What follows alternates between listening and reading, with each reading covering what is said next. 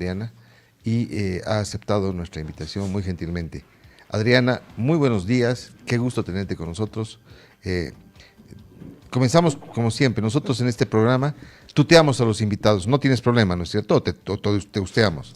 En Santa Cruz se ustea en realidad, Se ¿no? ustean siempre, sí, es verdad. Hola Adriana, ¿cómo estás?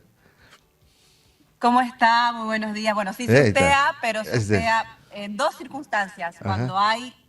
Cuando te empezás a conocer, por respeto, normalmente vinculado al respeto, pero también por cariño. Ah, Por mire, cariño. mire. Mira, esa parte es importante entenderla, Sí, ¿no? Porque sí. siempre hay usted, y uno A tu dice, papá lo usteas, ¿no? Sí, sí, Ah, sí, claro. A claro, mis ese es padres los cariño. usteo, a mi esposa también lo Ah, trato de usted. mira. Es una cuestión de afecto. ¿Y cómo está la mira, guagua? interesante. La guagua ya debe estar grande. Hermoso, grande, y siempre los niños pues contribuyen a que uno mire desde otra perspectiva el mundo, redimensionan los temores, eh, colocan el centro de la atención en cosas que a veces uno las hace de forma cotidiana, pero en ellos parece impresionante. eh, Cómo caminan, cómo empiezan a hablar, cómo empiezan a razonar, cómo construyen razonamientos y lógicas. Ujú. eh, Todo, hacer maternidad es algo hermoso. ¿Cuánto tiempo tiene tu hijito? Acaba de cumplir 3 años. 3 años, Tres claro. años, Ha es pasado el tiempo. pequeñito Ha pasado el tiempo todavía, qué rápido. hermoso. Qué rápido pasa el tiempo, Adriana. Yo, bueno, ¿a qué edad fuiste presidente del Senado? A Presidenta mis del Senado. 29 años. 29 años, mira. Perdón que le Senador, bueno, pregunte. candidata al Senado a los 24, senadora a los 25, cuando asumí también la presidencia de la brigada, y siempre estuve como en tareas muy complejas, pero bueno, al parecer todas las he llevado con éxito, que terminé el 2019, a los 29 años asumiendo la presidencia del Senado. Varias entrevistas con Adriana cuando era presidente del Senado. Yo estaba en el Ajá. deber esa época. Ok, Entonces, claro. sí, de ahí nos conocimos. Hemos hablado varios temas complicados, otros más gratos. No, me imagino. Sí. Y Adriana, a ver, desde tan jovencita, metida en la política, pero metida bien a fondo en la política, ¿qué es lo que te llamó más la atención de la política, de este mundo que es interesante, pero a la vez es un poco complicado? Y creo que Adriana ha probado de las dos, ¿no? De la miel y la hiel, del poder y de la Miel y política, hiel, ¿no? claro, seguro. Franklin Pareja decía, de la cima con C a la cima con S. Toda la distancia recorrida. Pero bueno, sí, a ver, yo milito desde mis 16 años, vengo de un hogar altamente politizado y comprometido además desde la izquierda. Como saben, en mi familia, tanto mi mamá en Chile era militante de las Juventudes Comunistas y mi papá en Bolivia era militante del Partido Demócrata Cristiano, pero también tenía una doble militancia con urbana y de formación con el ELN y luego fundador del Movimiento al Socialismo. Claro, claro, sí, sí, ¿no? Y claro, has pasado distintos momentos. Por ejemplo, el momento de llegar a la presidencia del Senado ha sido un momento, pero después también el 2019 ha sido un momento duro, ¿no? Sí, sí, sí, ha sido un momento altamente complejo, no solamente en términos personales, sino también en lo que implicó eh, el costo de pérdida de vidas humanas para el país, ¿no? Un nivel de polarización que creo que hasta el momento no logra ser dirimido democráticamente, que hasta el día de hoy implica volver a discutir las bases democráticas de la sociedad, del Estado, siempre además con las tentaciones a veces que la polarización trae, ¿no? O sea, hay tentaciones muy, a veces antidemocráticas y a veces también violentas, ¿no? De Adriana, ¿en parte de qué algunos momento espacios estamos políticos. ahora? ¿En qué momento está Bolivia en este momento? ¿Cómo lo ves? ¿Cómo ves el tema este de lo que está pasando con Juan Evo Morales, que no está en la carrera electoral? ¿Cómo ves esta situación? Mira, yo creo que hay un peligro muy fuerte para la democracia y para el país cuando se define la proscripción, cualquiera sea la candidatura, de Evo Morales o de cualquier otro candidato. Porque eso deslegitima el proceso electoral y deslegitima el punto de partida para el establecimiento de un gobierno que va a tomar medidas fundamentales para el destino del país. Si tú naces con una elección donde no existe pluralidad, donde no existe apertura a todas las candidaturas, eso implica que tanto el gobierno va a carecer de legitimidad porque parte de excluir a una importante parte de la población, o un importante grupo poblacional. Y lo otro es que también hace ilegítimas sus decisiones, porque este espacio político que representa Evo Morales tiene planteamientos de cara al país con miras a discutir, por ejemplo, algo que, pese a que sea un consenso, tiene sus bemoles, ¿no? El tema de la reducción de los costos de la subvención, el cómo se va disminuyendo el déficit fiscal y cómo no se carga en las grandes mayorías el costo de la reducción del déficit fiscal y de la participación del Estado. Adriana, uno de los puntos, una de las conclusiones que se tomó en cuenta en el ampliado de Lauca Eñe fue el de la lucha en defensa de la democracia con la participación, evidentemente, de Evo Morales. ¿Qué nos puedes decir referente a esto? Mira, yo creo que hay un fuerte intento de estigmatización sobre la figura de Evo Morales. Ya es el 16º proceso penal que le inician, aun cuando en este no necesariamente existe una participación directa en las declaraciones de Rudnina. Probablemente no todos compartamos ese nivel de declaraciones, pero sí hay una crítica al estado actual del proceso electoral. Porque han existido un conjunto de denuncias. Hoy ha salido la 6ª filtración de información que guarda relación con pago a una denuncia que ha existido sobre un pago a un vocal del órgano electoral desde cuentas de paraísos fiscales de la esposa del actual presidente. No es la primera vez que se la acusa a ella se le investiga a ella o se la denuncia a ella por tener cuentas en paraísos fiscales. De hecho, en 2020 también, al finalizar el gobierno de Áñez, creo que existió una denuncia de características similares. Luego ha habido otra filtración en la que además de esos $200.000 se habría hecho conocer que el magistrado Iván Espada también habría recibido $50.000 en criptomonedas pagadas también justo días antes, después de la decisión de inhabilitar no solamente a Evo Morales, sino también a la sigla PAMOL. Y también hoy día ha salido una última filtración donde hay conversaciones del exministro de Justicia que hacen conocer que también tendría una participación o sea, una relación con el presidente del Consejo de la Magistratura. Y según tú, porque han sido varias las conclusiones que han nombrado, evidentemente, ¿cuáles serían las 3 más importantes para ustedes y cómo han logrado llegar a estas conclusiones?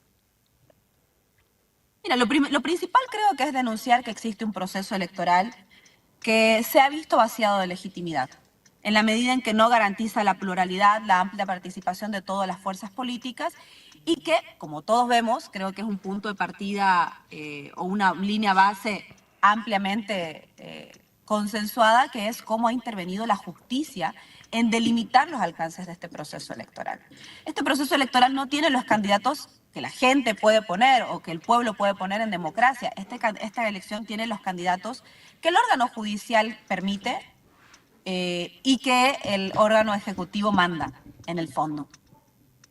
Adriana, estuviste... Por eso hemos hecho una denuncia de la legitimidad de este proceso electoral. Perdón. Te escuchamos, sigue, Adriana. adelante. Te escuchamos. Hice una denuncia al proceso. Sigue, Bueno, después completa. Al proceso electoral hemos exigido una investigación sobre este conjunto de filtraciones que hablan de transferencias económicas desde paraísos fiscales, criptomonedas, para que actores claves del Tribunal Supremo Electoral, el Tribunal Constitucional y el Consejo de la Magistratura tomen decisiones delimitando los alcances de la democracia, buscando proscribir la candidatura de Evo Morales. Y lo tercero es que nosotros creemos que estas elecciones ilegítimas vacían el contenido democrático del proceso electoral. En las conclusiones del Congreso lo que hemos dicho, sí, no pueden haber elecciones sin Evo Morales, porque es un espacio político que nosotros legítimamente creemos y desde el cual hemos construido un conjunto de propuestas y una mirada de país que creemos debe ser representada. Pero lo que ha dicho Rudnina representa el espíritu de lo que se habló ahí. Efectivamente, si es que Evo Morales no va, van a haber muertos en vez de votos, de conteo de muertos en vez de votos. No, yo creo que las palabras de Rudnina deben ser tomadas en términos individuales. Algunos, yo particularmente puedo no compartirlas, pero sí nos quedamos con lo que han sido las resoluciones últimas del ampliado, que han guardado relación con esta denuncia de elecciones poco plurales, poco representativas, la proscripción de Evo Morales y la búsqueda de dirimir democráticamente las diferencias. Esas han sido las conclusiones, más allá de las alocuciones que hubiera tenido Rudina. Ahora, la proscripción implica lo que están haciendo, estas revelaciones que van saliendo y que muestran, según desde la visión de Evo Morales, que se lo ha proscrito porque hay demostración de que ha habido influencia del Poder Ejecutivo en el electoral. Queda así, ¿verdad? Bueno, creo que más allá de lo que de cómo se plantea, efectivamente, a nadie le quedan dudas que ha sido la justicia la que ha dicho quiénes pueden ser los candidatos en este país. No por nada el presidente del Tribunal Supremo Electoral hace 2 días sale a decir que ellos van a ser garantes de que se cumpla el calendario electoral. La justicia intervino la jurisdicción electoral, que debería ser competencia exclusiva del órgano electoral, y el órgano electoral actúa cual espantapájaros, ¿no? Samuel Doria Medina está en campaña hace más de 6 meses y el órgano, con videos, con publicidad, con pauta, y el órgano electoral no dice nada. No hay control en redes sociales, no hay además tal el nivel de incertidumbre electoral que ha dado la introvisión de la justicia, que hasta ahora ni siquiera sabemos cuáles son las candidaturas fijas. O sea, no existe memoria de esto en los últimos 20 años, de que faltando un mes para las elecciones todavía se estén dirimiendo quiénes son los binomios. Claro. Eso genera una inestabilidad económica enorme, política y democrática enorme. Claro, claro. Bueno, ¿qué pasaría, Adriana, cuando ya llegue el momento, llegue el día de las elecciones? Definitivamente Evo Morales no va a estar para nada en las papeletas. ¿Cuál va a ser la reacción que tendrían ustedes?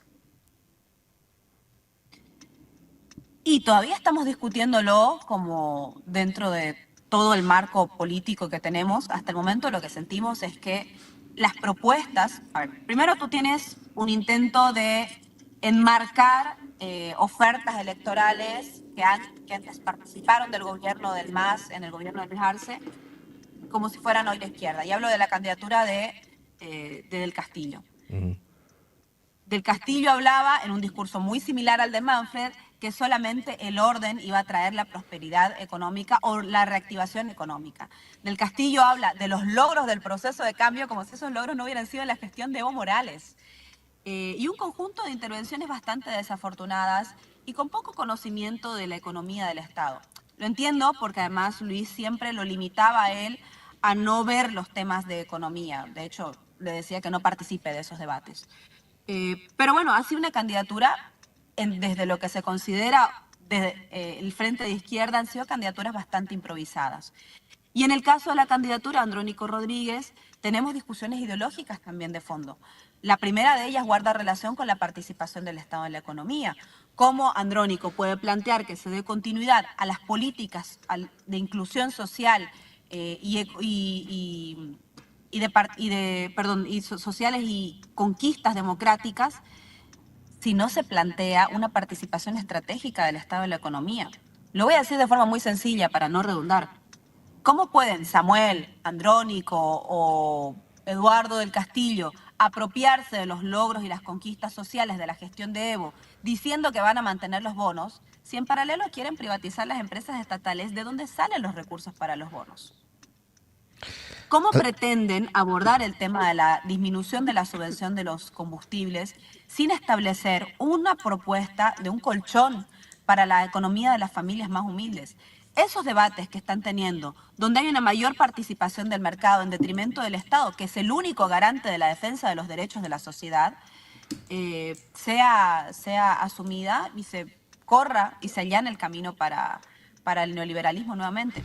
No nos sentimos identificados con esas propuestas y tampoco con la forma en la que han emergido las candidaturas de lo que se considera el margen de izquierda, desde la improvisación y, en el caso de Andrónico, bueno, desde habernos dicho una cosa y terminar haciendo otra. ¿Cómo ves el tema cómo te sientes al ver? Tengo entendido que Eduardo del Castillo trabajó contigo cuando estabas en la presidencia del Senado, ¿verdad? Sí. Y es un compañero de lucha. Me imagino que se conocen de más changos, ¿o cómo ha sido la cosa? ¿Por qué avergonzada, Adriana? Además. Además, Además, a ver, yo creo que primero él sí participó en el espacio que construimos de Columna Sur, Columna Sur, claro. siempre lo hacía con distancia. Luego, cuando se sumó al servicio público, allí ya empezó a hacerlo con más intensidad. Cuando se vino a La Paz a trabajar efectivamente conmigo, los años de gestión legislativa los pasó acompañándome en el equipo de trabajo. Él era secretario técnico y luego oficial mayor. Él a veces prefiere omitir esos momentos, creo que... No sé si le dará vergüenza por el lugar que ocupaba, no sé, pero la verdad que yo creo haber sido responsable, honesta y con un trato adecuado con él cuando trabajábamos en la Cámara de Senadores. Yo lo veo en declaraciones bastante desafortunadas, ¿no? Hace poco vi un corto en un video que decía que él había estado en medio de la pelea de dos mujeres, refiriéndose a Eva Copa y a mí, y haciendo una declaración desafortunada, tipo, dos mujeres, un camino. Y mira, si él no quiere respetar a su esposa, si no quiere respetar la Eva Copa, es su decisión. Pero yo lo que no voy a permitir es que él realice ese tipo de insinuaciones que contrastan con la verdad. Yo con él fui una persona responsable, fui una persona Fue un amigo, ¿no? trabajando, haciéndolo parte del equipo de trabajo. Era mi compañero de trabajo. Y nunca tuve con él un maltrato laboral, nunca tuve con él un roce laboral y él tampoco va a poder salir jamás a decir nada que ponga en duda mi integridad y mi dignidad y más que nada mi honestidad en el trabajo. Y me parecen bastante desafortunadas sus declaraciones porque creo que él realiza esto sin respeto alguno por los espacios en los que participó. Bueno, con él como candidato presidencial hoy el MAS está a punto de perder la sigla. ¿Cómo sientes eso? ¿Cómo ves ese tema? Y efectivamente, obviamente nadie desconoce la fuerza que puede tener Evo Morales. Y está claro que, por lo menos eso se ve en las encuestas, que con la posición que ha mantenido Evo Morales de no apoyar a ninguna facción, si vale el término, está Alianza Popular, está el mismo MAS, está Morena, al no aliarse o al no apoyar ninguna facción, obviamente lo que está haciendo es hundir en las encuestas a los tres. Alianza Popular, tanto en la encuesta de Unitel como en la de ver, ha tenido una caída, ¿no es cierto? Igual el MAS está por debajo del 2%, o 2%, por debajo del 3%. Para hundirse no necesitan ayuda, ¿no? Eso creo que debe quedar claro. Una candidatura que arranca con el 1% de Luis Arce, hace un giro estratégico, cambian la candidatura, duplican la intención de voto, llegan al 2% y no logra despegar, creo que no necesita mucha ayuda para hundirse. Más con declaraciones tan desafortunadas y con lo que representa la candidatura de Castillo. La división al interior del movimiento al socialismo, la toma policial de las sedes sindicales, la estigmatización del trópico de Cochabamba, la persecución y la traición sobre el liderazgo de Evo Morales, todas esas cosas representa Castillo. Esta es la factura de haber dividido el MAS, esta es la factura de haber destruido el proyecto político y de haber contribuido a la estigmatización de un territorio políticamente importante como el trópico de Cochabamba y de llevar la interna a una cuestión personal. La factura de haber declarado tu enemigo personal a Evo Morales en un acto profundo de inmadurez es esta. Es ese 2% que hoy lo expone, nadie podría creer ni en sus peores pesadillas que una persona como él terminaría siendo candidata del movimiento al socialismo, porque el movimiento al socialismo representa la emergencia de los sectores campesinos, indígenas y populares. Pero bueno, no necesita ayuda para hundirse. Creo que él carga sobre su espalda el peso de su propia gestión y de sus propios hechos y actos. Y en el caso de Andrónico Rodríguez, bueno, es una candidatura que nace de la incoherencia, de haber dicho una cosa y terminar haciendo otra. Algunos son más duros, lo llaman a eso traición. Lo segundo es que nace sin proponer de frente una alternativa de izquierda al país o desde los movimientos sociales, una candidatura que no se anima a decir las cosas realmente y que está, bueno, intentando ser salvada por otros actores dentro de su espacio político. Yo insisto, con esto, ¿no? No necesitan mucha ayuda para hundirse quienes han labrado a pulmón esa imagen negativa que tiene a veces la sociedad de ellos, ¿no? No te aferras entonces a la sigla del MAS, no sientes esa, oye, es el instrumento político, es un instrumento que ha llegado el 2006, ha estado años en el gobierno, no te apena, Adriana? Claro, claro que me da pena. Yo cuando renuncié a la sigla del Movimiento al Socialismo, Mm. lo hice entre lágrimas porque ha sido el espacio, a ver, el espacio en el que yo construí, soñé, y en base al que por el que yo creía como una herramienta de transformación social. O sea, por mi militancia en el movimiento al socialismo, yo iba a todos los rincones del país, participaba en procesos de formación, articulaba con los compañeros, movió mi mística, la mística de mi formación, de mis creencias, de mis ideas durante toda mi juventud. Entonces, por supuesto que fue un distanciamiento bastante difícil. Yo empecé a los 16 a militar en el MAS, hoy tengo 36. O sea, 20 años, más de la mitad de mi vida ha estado en esto. Pero creo que, y por eso nunca, ninguna de las personas que renunció al movimiento al socialismo lo hizo, digamos, con desprecio, con odio ni con rencor. Doblamos la bandera que nos condujo probablemente a tantas victorias, pero nos condujo también a transformar el país. La guardamos con respeto, con cariño, y empezamos a construir un nuevo espacio que es este espacio colectivo que se llama Evo Pueblo. Así como están las cosas, ¿van a haber elecciones el 17 de agosto? Y lo que pasa es que hay un daño estructural a la democracia, ¿no? Y ese daño estructural está vinculado a cómo las decisiones de la jurisdicción electoral fueron allanadas por el Poder Judicial e intervenidas por decisión política. Creo que ese es el riesgo más grande para la democracia. A algunos candidatos les es funcional porque han establecido un pacto de proscripción política contra Evo Morales, tanto el gobierno como algunas candidaturas, todas las candidaturas de la derecha en realidad. Y están bastante cómodos con esto porque este escenario, aunque destruye el Estado de Derecho, el equilibrio de poderes, la democracia, les es funcionar para una victoria de un gobierno de derecha. El gobierno allanó, es irónico, Lucho pasó del 55 al 1% y allanó el ingreso de un frente de derecha al gobierno. Lo mismo que hizo Lenín Moreno en Ecuador, lo mismo que está sucediendo en otros países donde el lawfare es el que está determinando finalmente cuál es o quién es el presidente y cuál es el proyecto político que ordena el país. Hablas del lawfare, ¿no? El lawfare. ¿Puedes explicarnos en facilito qué significa esto para la gente? Exacto.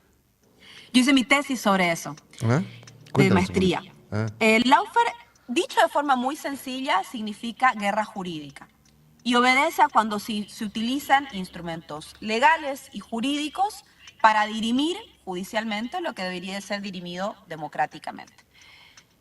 Tiene un contexto de carácter geopolítico y han tenido casos muy similares, o sea, han tenido características muy similares en la región.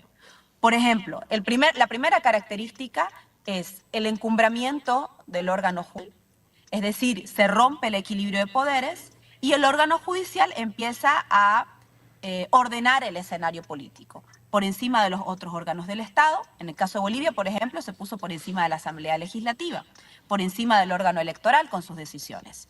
En el caso de Brasil, por ejemplo, en Brasil también, Lula en 2018 fue inhabilitado por una sentencia que finalmente se demostró que era falsa y que existía por filtraciones, justo como está sucediendo ahora en Bolivia, se demostró por filtraciones que existía comunicación entre el fiscal Dalañol y el juez Sergio Moro sobre la base de la hazaña que buscaba inhabilitar a Lula.